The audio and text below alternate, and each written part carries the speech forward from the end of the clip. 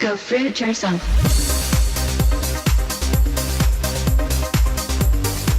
The time has come in America to launch an intensive campaign to find a cure for cancer. Our recovery plan will invest in electronic health records. It will launch a new effort to conquer a disease that has touched the life of nearly every American by seeking a cure for cancer in our time. Since the war on cancer began in 1971, more than 14,800,000 Americans have died from some form of the disease. 1,500 die every day. That's 565,000 men, women, and children in 2009 alone. More people will die from cancer in this country in the next 3 years than all the American soldiers who died fighting since the American Revolution. From 1920 to the present time, we have made little or no progress in the treatment of adult cancers. So a person who gets prostate cancer or breast cancer today will live as long as a person who got it in 1920. No big change. With all the radiation therapy that we began in the 10s and 20s, combination chemotherapy in the 60s, immunotherapy that began in the 70s, PET scans, MRI scans, you name it, billions and billions and billions of research dollars that we've thrown into this whole area of cancer research and treatment, little or no significant progress in the treatment of adult cancers. They will burn it, they will cut it out, or they'll try to poison it. Heavy trading today in the biopharma sector. Blockbuster cancer drug Erbitux racked up nearly $425 million in sales. You have this entire industry that is not going to just pack up and go away. This is the business. Hey Fruitbats, it's Freely the Banana Girl here. Welcome to another episode. That was pretty good spin. Maybe because I got my Thai dancing pants on. I love these pants. They're like $5 from Thailand. Super comfortable. Probably going to get another 5 pairs when I get over there. So, okay, on to today's topic. It's a really, really important one. All right, it's something that touches the lives of millions and millions of people out there, and that is cancer. Almost all of us know someone who has had cancer, who has even died of cancer. It's that common. It's frightening. It's an epidemic proportion. It's wiping the population out, basically. 1 in 3 people is going to get cancer. And do they die of the cancer itself, or are they dying from the treatment? We're going to talk more about that today. And also we're going to talk about the business of cancer.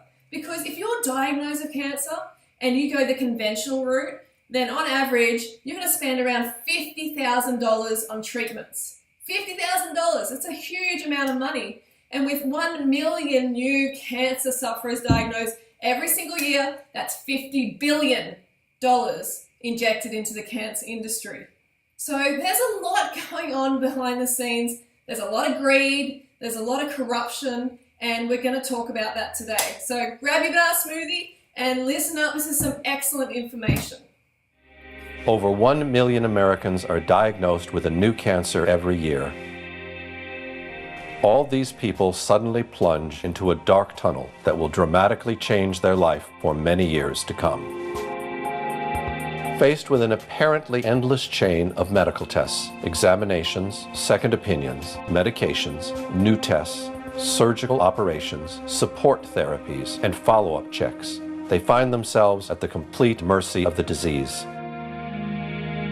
While in that tunnel, each patient feeds an immense medical apparatus that employs hundreds of thousands of people and generates millions and millions of dollars for the medical and pharmaceutical industries. From research laboratories to medical schools, from prevention clinics to worldwide drug sales. Today, the cancer medical apparatus is so large and expensive that it needs its patients in order to survive. Okay, it seems crazy to me. I don't know, does it seem crazy to you that we keep doing the same thing over and over and over again and expecting a different result? We keep using the same conventional model over and over, but hey, it's not working. With a success rate of about 2 to 3%, why do we keep using it? There's a very good reason. I'll never forget walking into the hospital that day. My father's cancer had spread. There was nothing they could do but give him 6 months to live and send him home to die. I remember the doctor well. He was a kind man with a difficult job. I admired my father's courage as he grappled with the news of his impending death. Years later, I met Mary Harrington. I was diagnosed with malignant melanoma. At that point, he gave me 3 to 6 months to live. How long was it before you started to notice changes? I didn't die. So I knew something was happening. As a matter of fact, we were cleaning vegetables and my son turned around and said, "Mom, weren't you supposed to have..." And I said, "Been gone by now?" "Yes, but here, it's 7 months and I'm still here." 10 months on the diet, I had my first scan. And I was clear, and I've been clear since. Mary's not alone. Every year, thousands of people reverse a wide spectrum of cancers by going outside the system to seek alternative treatments. As I researched these treatments, I couldn't help but think about my father's doctor. Why didn't he know about these? As I've come to find out, if he did know and recommended an alternative treatment for cancer, he could not only lose his license, but go to jail. This didn't make sense to me. It didn't make sense that Mary had to travel out of this country to get simple dietary treatments for cancer. Over the years, I've come to learn that when something doesn't make sense, if you follow the money, you'll usually find the answer. That's when I learned about the business of cancer. As you will soon discover, the search for a cure is hardly the altruistic endeavor you've been led to believe. In fact, it's quite the opposite. Even worse, when you look at the hard numbers, our current cancer treatments are appallingly ineffective. This is Thomas using alternative therapy, and this is conventional therapy, 2 months worth. See, this reminds me a lot of my partner Harley's dad's situation, okay? He was 87 years old, he's riding along on his bicycle, he has a fall, and he goes into the doctors for like a routine, like a bit of a checkup to see if he's okay. They give him a scan and they're like, "You have cancer." Next thing you know, they're like, "You're going to get into surgery, radiation, blah, blah, blah. You don't have long to live." Freaking the poor guy out. And here's Harley saying, "Dad, don't have chemotherapy, don't have radiation. What are you doing? This is crazy." And of course, Harley's dad was very scared and he had a lot of faith in the medical model, as a lot of people do. So he had the radiation. And within 1 month, he was dead. We're talking about an 87-year-old man. How irresponsible of these people to even consider it. The doctors do a scan and all of a sudden it's like, "Cancer, we need to attack it, let's get it." And you know what? They destroyed his immune system and he died. If conventional therapy has such limited results, why isn't the medical profession willing to investigate alternative approaches? The answer to this question may be found in some historic events that took place almost a century ago, when official medicine finally managed to gain the upper hand on the so-called empirical doctors, who cured patients with herbs and natural remedies. In the 1800s, society sanctioned both approaches to healing. Patients had a choice of using either doctors, called allopaths, or natural healers, called empirics or homeopaths. The two groups waged a bitter philosophical debate. The allopathic doctors called their approach heroic medicine. They believed the physician must aggressively drive disease from the body. The allopaths used 3 main techniques. They bled the body to drain out the bad humors.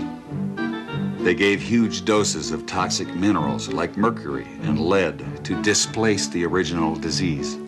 They also used surgery, but it was a brutal procedure before anesthesia and infection control. Few patients were willing to have surgery. Most patients feared allopathic methods altogether. Satirists of the day remarked that with allopathic treatment, the patient died of the cure. A drug industry grew out of the booming patent medicine business. The doctors changed educational standards and licensing regulations to exclude the empirics. Soon, only AMA-approved doctors could legally practice medicine. In a brief 20 years, the AMA came to dominate medical practice. Organized Medicine launched a media campaign to associate the empirics with quacks. The code word for competition was quackery. So not only did the natural doctors get pushed out by the wealthy conventional model, but they also got blackened. Their name got blackened, they got called quacks, okay? Anyone who wasn't practicing the conventional way was a quack. The interesting thing is, you know, modern day doctors only get about 19 hours of nutritional training in their medical degree. 19 hours in the whole thing. They're doctors. They're meant to help heal people. They're meant to help, you know, help people become aware of what they're eating and the impact it has on their organism. But instead, they're just trained to prescribe drugs. I found that the average wife of these physicians knows more about nutrition than he does, but they sure know their drugs. And if you go to your typical doctor today, I don't care what it is, chances are you're going to walk out of there with a prescription. Why? Because that's what he has been trained to do.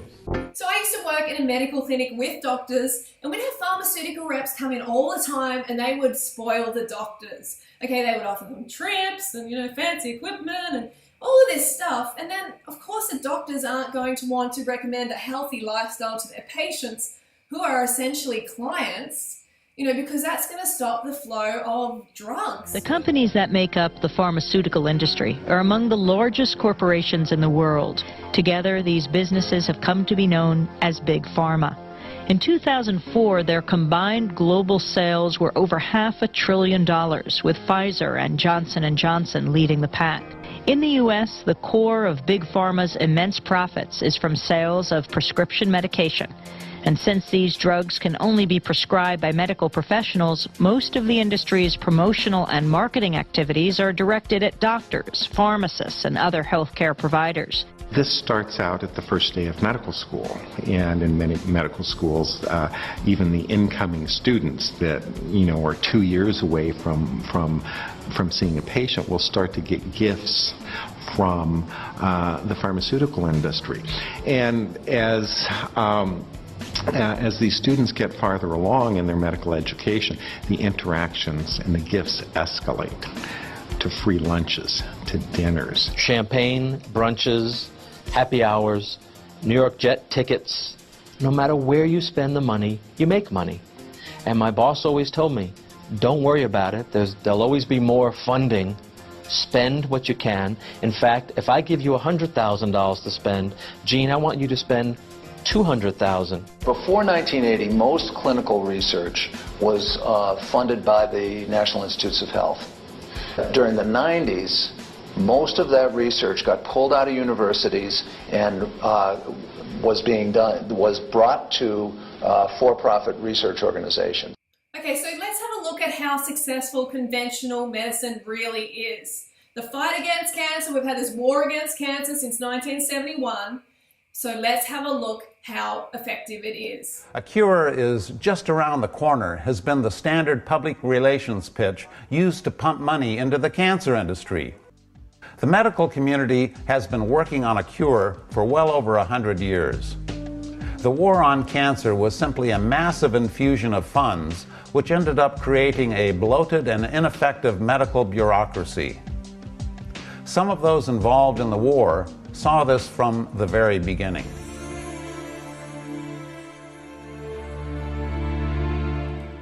Here are the results of a study of every randomized, controlled clinical trial performed in the U.S. between 1990 and 2004, which reported a statistically significant increase in 5-year survival due to the use of chemotherapy.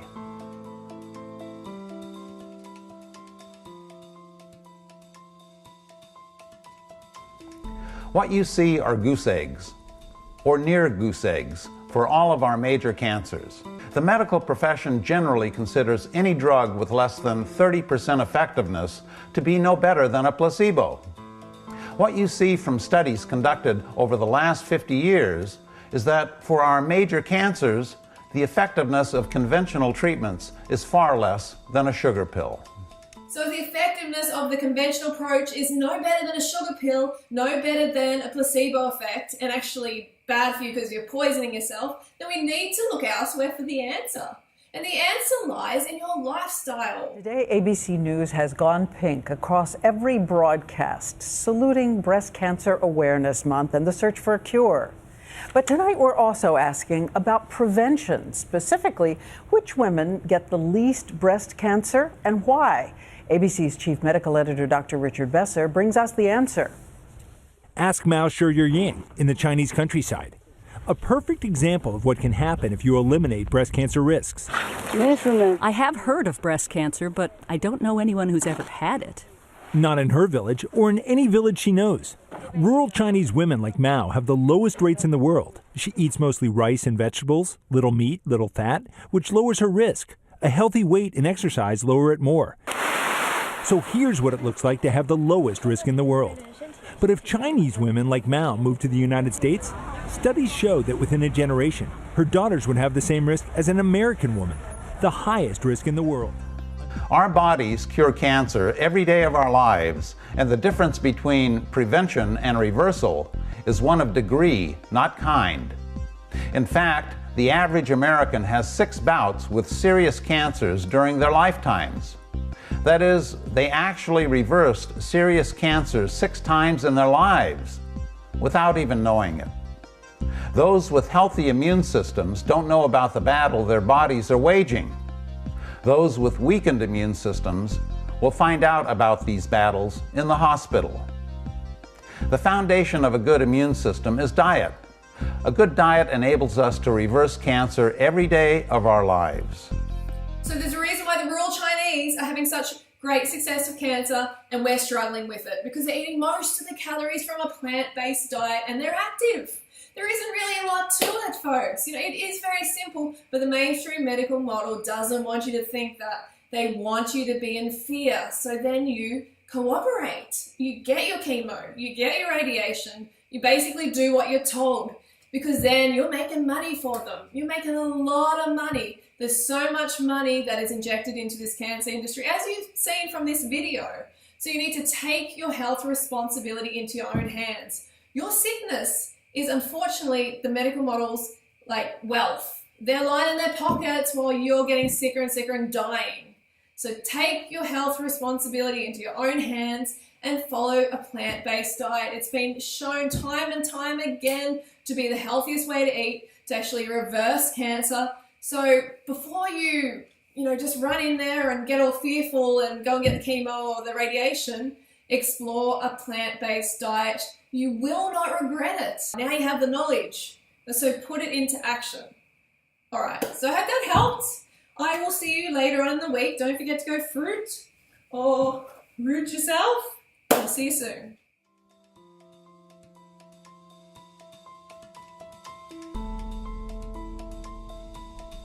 Americans practically worship animal protein, yet it is the strongest carcinogen we will ever encounter in our lives. This is not something that has been recently discovered. It's something that has been ignored due to our obsession with eating meat. In the 1960s, researchers in India thought by increasing animal protein, it would help cure cancer. What they found was just the opposite. In 100% of the cases, increasing the consumption of animal protein caused cancer. Cancer was only triggered with animal protein. In further experiments, they found that regardless of how many carcinogens entered the body, the development of cancer was totally dependent on how much animal protein was consumed. In other words, the consumption of animal protein makes us more susceptible to cancer. This is one reason why populations such as the Okinawans and other groups who eat plant-based diets have much lower cancer rates. In effect, their plant-based diets form a green light around them, protecting them from cancer. Banana Girl.